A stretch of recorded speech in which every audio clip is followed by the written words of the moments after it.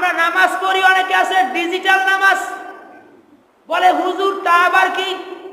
কেউ নামাজ পড়তে আসি মসজিদের ভিতরে বাবের কোনো অভাব নাই, সেহার দিয়ে এরপর নামাজ পড়ি, আছে না? কই কত যে কথা, কোন দিকে যাব? নামাজের মধ্যে আছে নাই যে সেহার দিয়ে নামাজ পড়া? কেউ বলতে পারবে? নামাজের ভিতরে বাহিরে 13 ফরজ, একটাও নাই এর মধ্যে যে সেহার দিয়ে নামাজ পড়া জায়েজ আছে। কই দেখা যায় সুস্থ মানুষ সব পারে, কিন্তু দেখা যায় নামাজে আসলি সেহারে বইয়ে নামাজ পড়ে। এর নাম আছে ডিজিটাল নামাজ।